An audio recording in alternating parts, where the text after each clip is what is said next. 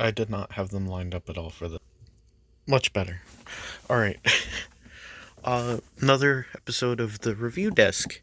Today we have the Tally Hall Ross Federman youtooz and the giant Funko Bonnie action figure.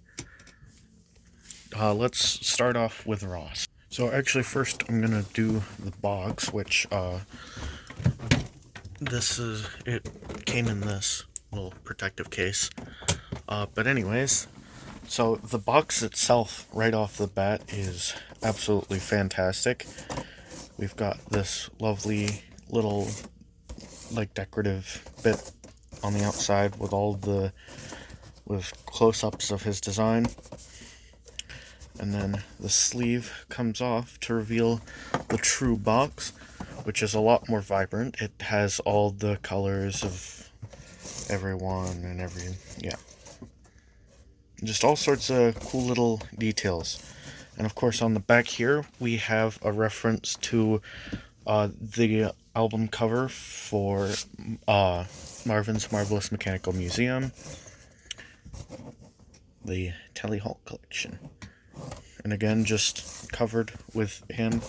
We've got the entire band right on the back here, alongside lyrics from Hidden in the Sand.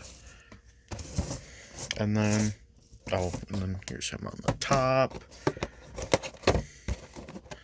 And of course, on the inside here, we have Welcome to Tally Hall. And then on the inside here, we have the Good and Evil cover. So yeah, all around just a really beautiful box. And then it came in this, which is pretty cool. I love that it's got like actual youtooz theming around it. Hold on, let me zoom this out a little bit. Here we go. Now we have the actual figure. Again, just absolutely fantastic. I love the Tally Hall logo actually being on the drum set. And then, so this surprised me a little bit when I opened up the box for the first time. His hair is gray.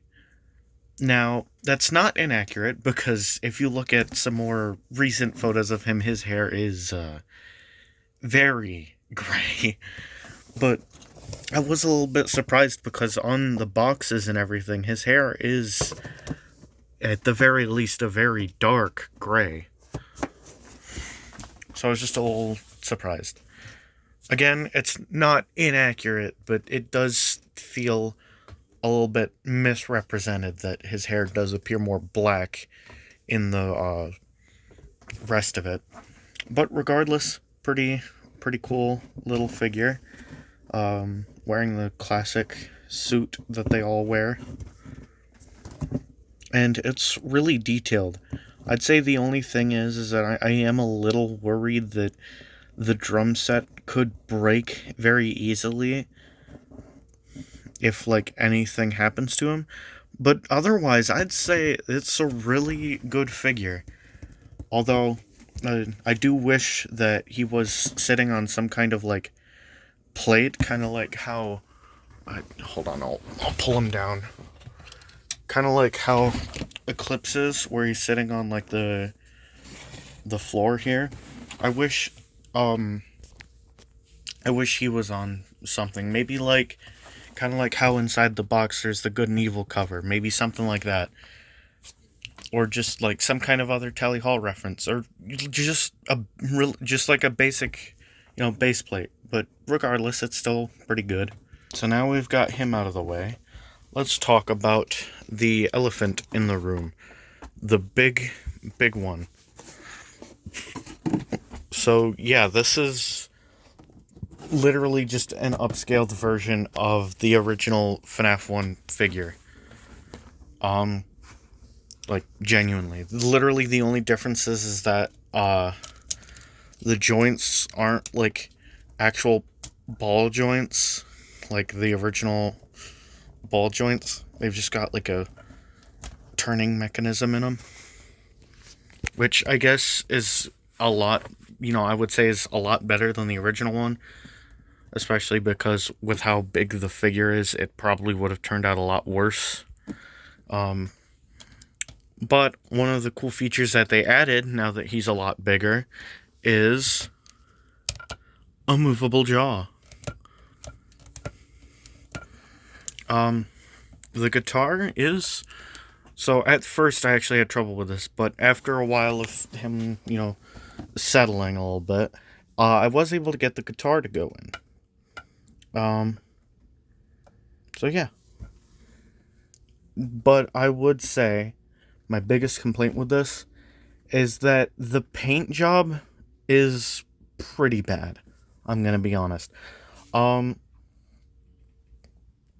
Like, it feels like when you actually look closer, like, it feels like, with, like, the smaller figures, like, the regular-sized figures, where they'd have, like, these little spots where there was just, like, a little bit, like, oh, yeah, that got a little messed up there.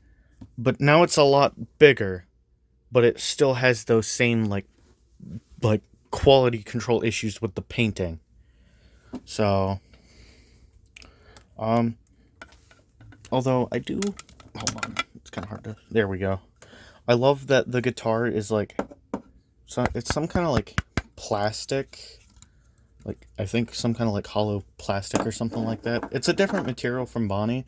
And I like that because it gives it, like, a different, like, surface kind of, like, texture and look compared to Bonnie.